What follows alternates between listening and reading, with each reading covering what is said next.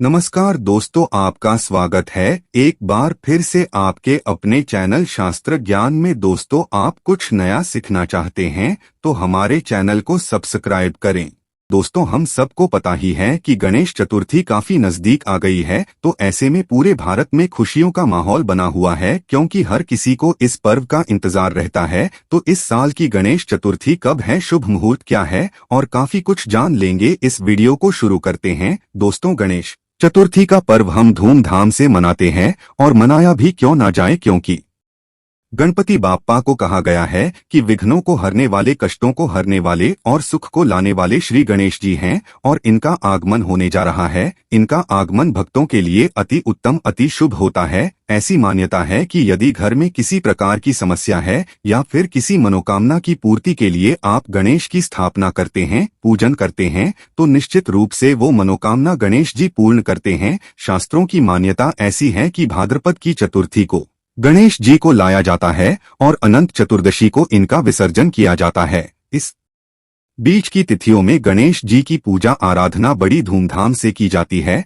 इनको दूर्वा अर्पित की जाती है, मोदक आदि का भोग लगाया जाता है। दोनों समय की खास पूजा आरती की जाती है और अंत में अनंत चतुर्दशी के दिन इनका विसर्जन किया जाता है। शास्त्रों में ऐसी मान्यता है कि गणेश जी को अपने घर में लाकर विधिवत उनका पूजन और सेवा करने से हमारी मनोकामनाएं पूर्ण होती है। तो विद्या बुद्धि के दाता श्री गणेश जी का आगमन होने जा रहा है। दोस्तों, इनको लाने का जो खास समय होता है या फिर इनको स्थापित करने का खास समय होता है, वह दोपहर का समय होता है। कारण यह है कि इनका जन्म दोपहर के समय हुआ, तो इसलिए यह उत्सव दोपहर में ही मनाया जाता है। खासकर स्थापना जो होती है वह दोपहर में ही होती है। गणेश जी की मूर्ति से जुड़ी बहुत सारी कुछ बातें हैं जो कि जानना अत्यंत आवश्यक है। वैसे तो हम बिल्कुल नहीं कहेंगे कि कोई भी गणेश जी की मूर्ति अशुभ होती है। हाँ, उसके मायने, उसके कारण बदल जाते हैं, क्योंकि जैसे हमारे शास्त्रों की मान्यता है कि बहुत बड़ी मूर्ति की पूजा सेवा हम अपने घर में नहीं कर सकते,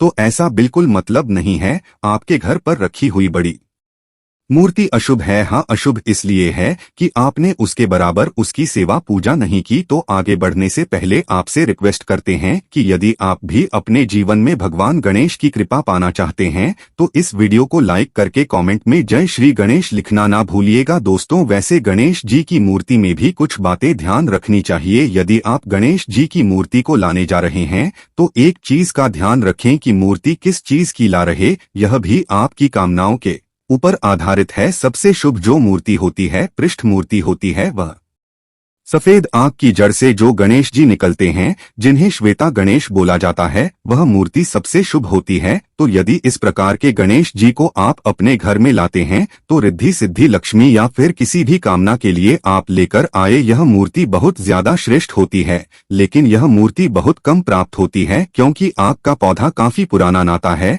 तब उसकी जड़ से गणेश जी की आकृति निकलती है, और यह आकृति काफी शुभ होती है। कहा जाता है कि धन के स्थान पर यदि इनको स्थापित कर दिया जाए तो जीवन में चाहे कितनी भी पीढ़ी दर पीढ़ी आपकी जो संतानें हैं वह बढ़ती चली जाए, लेकिन उनको धन की कमी कभी नहीं होती है। तो खैर चलिए, यह गणेश जी तो नहीं मिलेंगे, यदि मिले तो अवश्य लाइए। और आपको एक चीज ध्यान रखनी है, यदि आप अपने घर में पूजा प्रार्थना के लिए गणेश जी की स्थापना करना चाहते हैं, इनको रखना है, लाना चाहते हैं, तो आप सदैव बैठी हुई प्रतिमाएं ही लाएं, क्योंकि शास्त्रों में कहा गया है कि बैठे हुए गणेश की पूजा आराधना घर में करने से लक्ष्मी की कृपा होती है, कामनाओं की पूर्ति होती है। तो यदि घर में आप गणेश जी को लाने की सोच रहे हैं या फिर लाने वाले हैं तो बैठी हुई प्रतिमा का ही चयन करें। अगली चीज है कि गणेश जी की प्रतिमा लाते समय घर के लिए लाएं या फिर बाहर के लिए लाएं, उसमें फर्क हो सकता है। आपको बताना चाहेंगे कि यदि आप अपने दुकान या फिर अपने प्रतिष्ठान में ला करके इनका पूजा आराधना करके विसर्जन करना चाहते हैं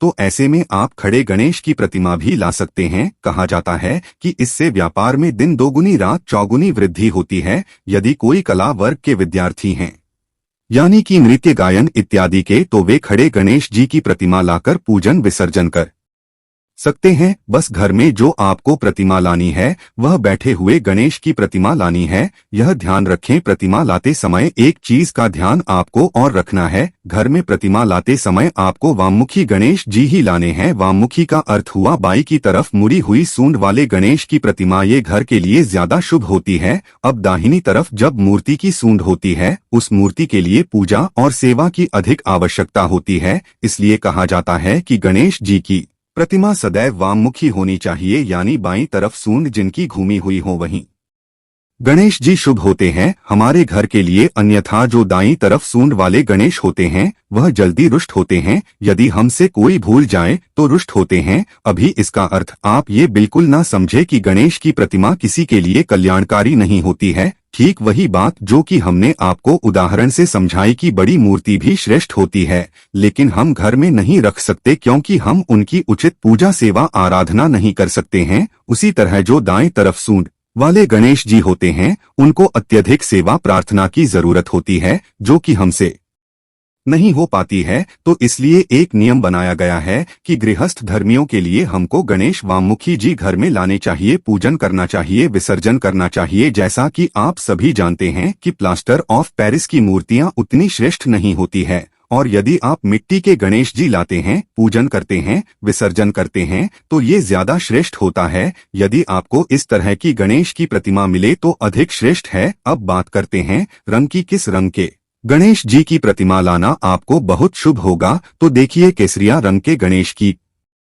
प्रतिमा लाते हैं तो सर्व सुखदायक केसरिया रंग के गणेश होते हैं। दूसरी चीज, हरे रंग के गणेश की प्रतिमा भी रखी जाती है। अलग अलग कामनाओं के लिए अलग अलग तरह के गणेश की प्रतिमा रखी जाती है। यदि आप संतान प्राप्ति के लिए गणेश जी की प्रतिमा लाना चाहते हैं, उनका पूजन विसर्जन करना चाहते हैं, तो गणेश जी का जो बाल रूप है वैसे ही प्रतिमा ला करके पूजन कर अनंत चतुर्दशी के दिन इनकी विदाई करें, इनका जल में विसर्जन करें। इस बात का ध्यान रखें। और यदि आप घर में मूर्ति रखना चाहते हैं तो बहुत छोटी सी 3 छोटी मूर्ति घर में लाकर के घर के मंदिर में स्थापित कर सकते हैं, तो आप ऐसा ही करें। अब बात करेंगे स्थापना की। आपको एक चीज और बता दें कि कई लोगों के प्रश्न आते हैं कि गणेश जी की प्रतिमा 18 तारीख को हम ला सकते हैं या फिर 19 तारीख को लाएं, किस दिन लाना शुभ होगा? तो देखिए, गणेश जी को गणेश चतुर्थी के दिन लाना ही शुभ होगा, जो कि 19 तारीख को है। 18 तारीख को हरतालिका 30 जैसे समाप्त होगी। 19 तारीख को गणेश जी को ला सकते हैं। गणेश स्थापना का जो सबसे शुभ मुहूर्त है वह 11 बजे से प्रारंभ होकर दोपहर 1:28 तक है। इस बीच आप गणेश जी की प्रतिमा लाकर उनकी स्थापना कर सकते हैं। गणेश जी की स्थापना की बड़ी साधारण सी विधि है। सबसे पहले तो आप मंदिर के बाहर बैठ जाएं। मंदिर में तो बहुत सारी मूर्तियां होती है, लेकिन आपको मंदिर के जो देवता हैं उनसे अलग रख करके यदि आप चौकी लगाएं तो यह ज्यादा श्रेष्ठ माना जाता है, क्योंकि आपने अलग कोई बड़ा अनुष्ठान किया है। इसलिए आपको अलग से लाल रंग का कपड़ा इसी चौकी पर बिछा करके उस पर आपने जो नई मूर्ति प्रतिमा लाई है या फिर आपके घर में जो पड़ी हुई प्रतिमा है, आप उनको भी बहुत अच्छी तरह से साफ करके, यदि धातु की प्रतिमा है तो स्नान वगैरह कराएं, और यदि फोटो है तो भी आप उसकी स्थापना कर सकते हैं। घर में पड़ी हुई मूर्ति की भी आप स्थापना पूजा कर सकते हैं, और नई मूर्ति लाते हैं तो भी आप उनकी पूजा स्थापना अवश्य करें। और कलश जरूर रखना है। कलश आप सभी जानते हैं, कलश में ही हम देवताओं का आवाहन करते हैं। तो कलश रखने की विधि इस प्रकार है कि नीचे चावल का अष्टदल कमल बना लें, या फिर यदि आपके घर में बहुत चूहे हैं तो चावल खाना बनाकर आप थोड़ा सा रोली और हल्दी मिलाकर के बना लें और स्वास्तिक बना ले। उसके ऊपर कलश रखें। कलश में एक सिक्का डाल दें, हल्दी डाल दें, सुपारी डाल दें और थोड़ी सी दूर्वा, क्योंकि यह पूजा हम गणपति की करने वाले हैं। दूर्वा जहाँ होती है वहाँ शुभता जाती है। उसके पश्चात आपको क्या करना है? कलश रखने के पश्चात गणपति की पूजा में यदि मूर्ति धातु की है, आप उनको स्नान कराएं, पंचामृत से स्नान कराएं और उनको चंदन इत्यादि और धूप दीप दिखाना, जो साधारण विधि होती है उस प्रकार आपको पूजा आराधना करनी है। अब बारी आती है गणेश जी को वस्त्र अर्पित करने की। मूर्ति आप लाए हैं, बड़ी मूर्ति है, तो आप उनके लिए कोई बड़ा सा कपड़ा, जैसे कि लाल रंग का, पीले रंग का कपड़ा लेकर आए या फिर रेडीमेड वस्त्र भी मिलते हैं,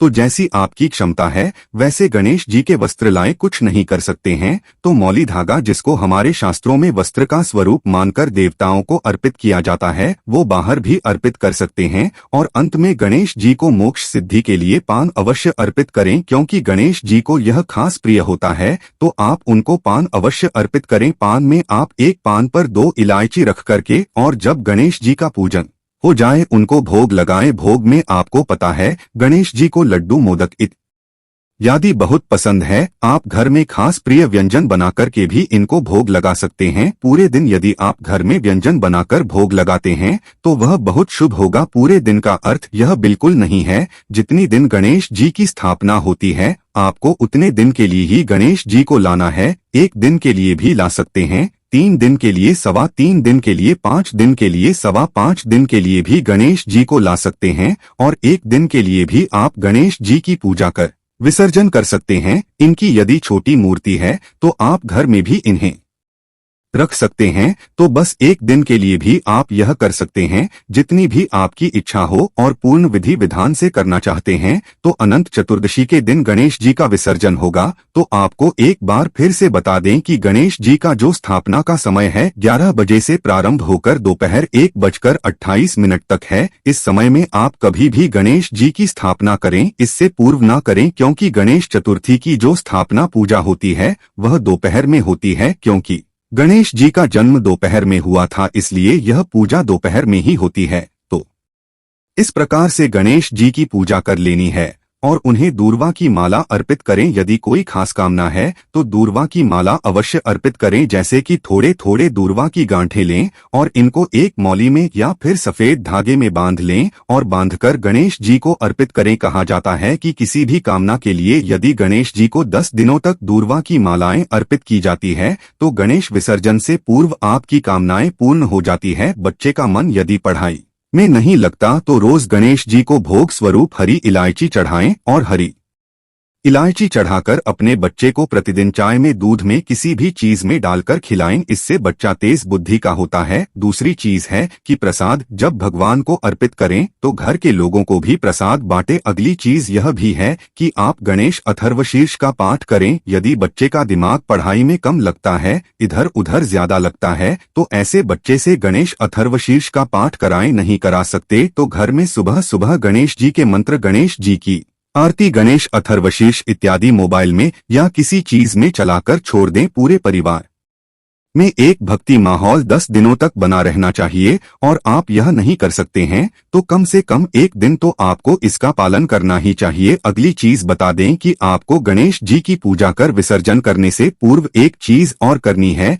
कि आपको ढेर सारी इलायची अर्पित करनी है। यदि आपके कोई कार्य नहीं बन रहे हैं तो आपको कम से कम 21-51 इतनी इलायची गणेश जी को अर्पित करके अपने पास रख लेनी चाहिए। जब आप किसी जरूरी काम के लिए जाते हैं तो इस इलायची को अपने पर्स में ढाल लें और मन पढ़ाई में नहीं लगता है या फिर कभी कभी बच्चे हमारा कहना नहीं मानते तो ऐसी स्थिति में उसी इलायची को बच्चे को प्रतिदिन खाने को दें। ऐसा करने से बच्चे की बुद्धि सुधरती है और बच्चे का सही बौद्धिक विकास होने लगता है। इस तरह के कार्य आपको करने चाहिए। इसके पश्चात में आपको गणेश जी की आरती परिवार के साथ करनी चाहिए। तो उम्मीद करते हैं कि हमने सारी विधियां और सारी बातें जो आपको जाननी आवश्यक थी वह सब कुछ बताया। और एक बार फिर आपको बता देते हैं, चतुर्थी का पर्व इस वर्ष 19 तारीख को मनाया जाएगा, 19 सितंबर को। और एक महत्वपूर्ण चीज आपको बता दें कि गणेश चतुर्थी को चांद बिल्कुल भी नहीं देखा जाता। इस बात का ध्यान रखें। चांद क्यों नहीं देखा जाता है? चांद इसलिए नहीं देखा जाता है क्योंकि मान्यता है कि आज के दिन सभी देवी देवता गणेश जी को बहुत सारे भोग प्रसाद व्यंजन खिलाते हैं। इससे गणेश जी का पेट काफी फूल गया और गणेश जी को चलने में परेशानी हो रही थी। और यह देखकर कि गणेश जी का उपहास उड़ाया जाने पर माता पार्वती अत्यंत क्रोधित हो गईं और उन्होंने चंद्रमा को श्राप दिया कि आज के दिन तुम्हारा दर्शन करने पर मानव पर कलंक लगेगा। और आप तो जानते ही हैं, इस कलंक से श्री कृष्ण भी नहीं बचे थे, इसलिए इस दिन चंद्र दर्शन से बचें, चांद के दर्शन से बिल्कुल बचें। किसी भी स्थिति में इस दिन चांद के दर्शन हो जाए तो निश्चित रूप से कलंक लगता है। जब श्री कृष्ण भी इस कलंक से नहीं बचे तो हम तो मानव हैं, तो इस बात का ध्यान रखें। और आप सबको गणेश चतुर्थी की हार्दिक शुभकामना। आशा है कि आज की इस प्रस्तुति में बताई गई जानकारी आपको अच्छे से समझ आ गई होगी। वीडियो अच्छा लगा हो तो एक लाइक अवश्य कर दें। धन्यवाद वीडियो के अंत तक बने रहने के लिए।